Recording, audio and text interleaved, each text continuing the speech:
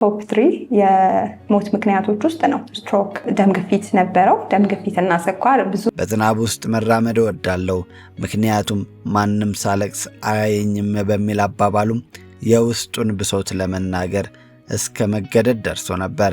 ኢትዮጵያ ውስጥ ሳቅ ሲባል ቀድመው ወደ አእምሯችን ከሚመጡት ጥቂት ሰዎች አንዱ ነው።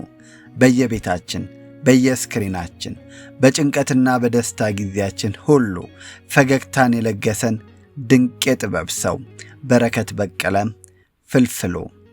ዛሬ ይህ የሳቅ ምንጭ እንደ ወትሮ በጨዋታና በቀልድ አልደመቀም።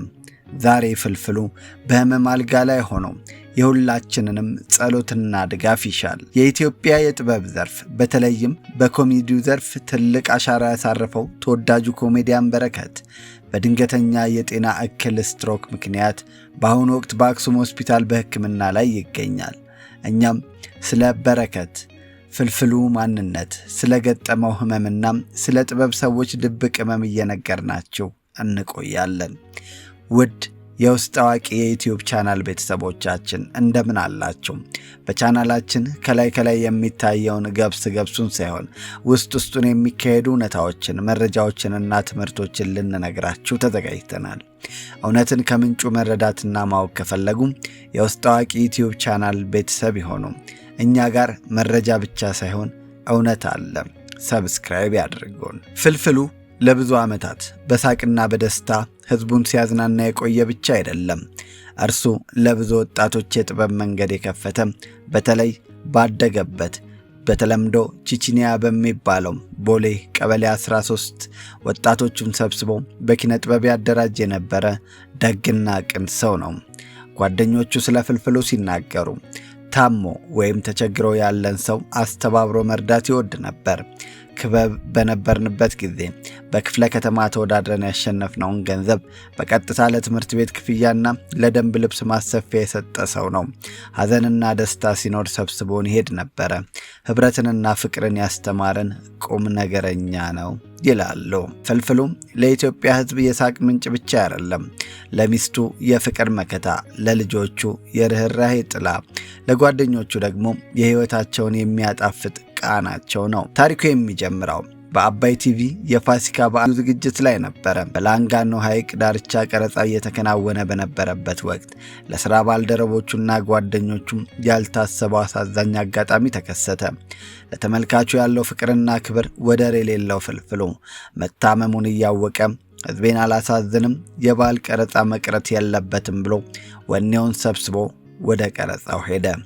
ነገር ግን ሕመሙ ከአቅም በላይ ሲሆንበትና መቋቋም ሲያቅተው ቀረጻውን አቋርጦ በቀጥታ ወደ ሆስፒታል ለማምራት ተገደደ። እያዞረኝ ነው፣ ዝም ብዬ ቁጭ ልል ነበረ፣ ራስ ምታትም እየመሰለኝ ነበረ፣ ብድግ ስል ግን ወደ አንድ ጎን ነው የማደላው በማለት ሕመሙ በድንገት እንደመጣበት ገልጿል።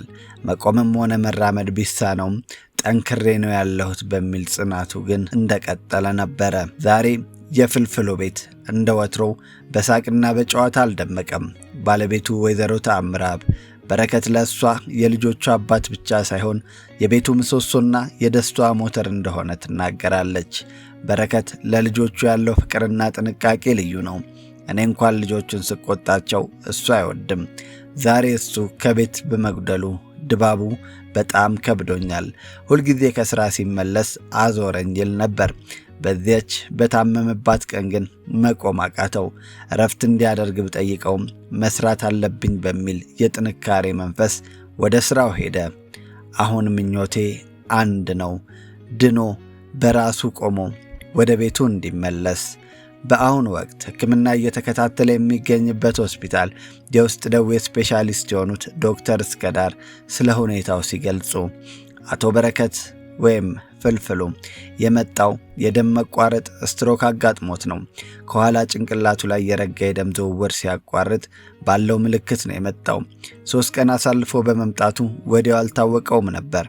ስትሮክ የሰዓት ጨዋታ ነው።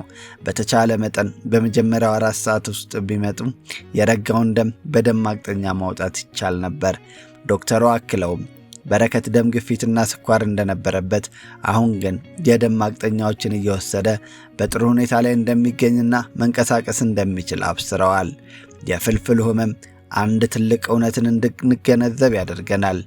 ብዙ ጊዜ በስክሪን ላይ የምናውቃቸው የሳቅ ምንጮች ውስጣቸው ብዙ ያልታየ ጠባሳ ሊኖር ይችላል። ከታሪክም ከሂደትም እንደምንገነዘበው ብዙ የጥበብ ሰዎች በተለይም ኮሜዲያኖችና ተዋናዮች በከፍተኛ የጭንቀት ዲፕሬሽንና በስነ ልቦና ቀውስ ይጠቃሉ። ይህ ደግሞ በጊዜ ሂደት ወደ ስኳርና ደም ግፊት ብሎም ከባድ የጤና እክል ለምሳሌም እንደ ስትሮክ ላሉ ህመሞች ሊያጋልጣቸው ይችላል። የዓለምን ታሪክ ስንቃኝ የብዙዎች ፈገግታ ምንጭ ከሆኑ ኮከቦች በስተጀርባ ያለውን ስቃይ የሚያሳዩ በርካታ ምሳሌዎች አሉ።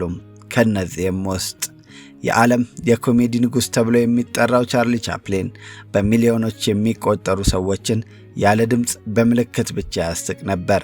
ሆኖም ግን የቻፕሊን የግል ሕይወት በብቸኝነትና በጭንቀት የተሞላ ነበር። እርሱ ራሱም በዝናብ ውስጥ መራመድ እወዳለሁ፣ ምክንያቱም ማንም ሳለቅስ አያየኝም በሚል አባባሉም የውስጡን ብሶት ለመናገር እስከ መገደድ ደርሶ ነበር። ከፍተኛ ተወዳጅነት ቢኖረውም በውስጡ ካለው የጭንቀት ስሜት ጋር ለረጅም ዓመታት ሲታገል ኖሯል። ሌላው ሮቢን ዊሊያምስ ነው። በዘመናችን ከታዩት እጅግ ጎበዝ ኮሜዲያኖች አንዱ ሮቢን ዊሊያምስ ዓለምን በሳቅ ሲያጥለቀልቀው የኖረ ታላቅ ሰው ነው። በስተመጨረሻ ግን በከባድ የጭንቀት በሽታ ዲፕሬሽን ተሸንፏል።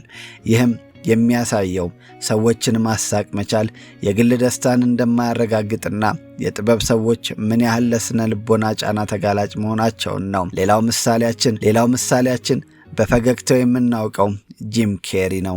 ለረጅም ዓመታት ከጭንቀት ጋር ሲታገል መቆየቱን በግልጽ ተናግሯል። ሰዎች የሚፈልጉትን ዝናና ሀብት ሁሉ ቢያገኙ ደስ ይለኛል፣ ያኔ መልሱ እዚያ ውስጥ እንዳልሆነ ይረዱታል በማለት የውስጥ ሰላም ከዝና በላይ መሆኑን ይመሰክራል። ኮሜዲያኖች ሌሎችን ለማሳቅ በሚጥሩበት ጊዜ የራሳቸውን ስሜትና ጤና ወደ ጎን የመተው ዝንባሌ አላቸው። የሥራ ጫና፣ የኑሮ ውድነትና ከማህበረሰቡ የሚጠበቅባቸው ከፍተኛ ተስፋ ለጭንቀትና ለደም ግፊት በመጨረሻም ለስትሮክ ይዳርጋቸዋል። በረከት በቀለ ፍልፍሉ ለበሽታ እጅ የማይሰጥ ጠንካራ ሰው ነው። ዛሬ ይህ የሳቅ ምንጫችን ድጋፋችንን ይፈልጋል። ፈጣሪ ወደ ቀድሞ ጤና እንዲመልሰው ለውድ ባለቤቱና ለልጆቹ እንዲያተርፈው በጸሎታችን እንድናስበው በአክብሮት እንጠይቃለን። የፈጣሪ ምሕረትና ቸርነት እንዳይለየው በፍጥነት አገግሞም ወደ ቤተሰቡና ወደ ወደደው የጥበብ ሥራው እንዲመለስም ልባዊ ምኞታችን ነው። ቤተሰቦቻችን ቪዲዮን ላይክና ሼር ማድረጋችሁን አይርሱ። ቻናላችንን ሰብስክራይብ በማድረግ ደግሞ ቤተሰብ ይሁኑ። ለዛሬ በዚሁ አበቃን። ስለተከታተላችሁን እናመሰግናለን። በቸር ያገናኘን።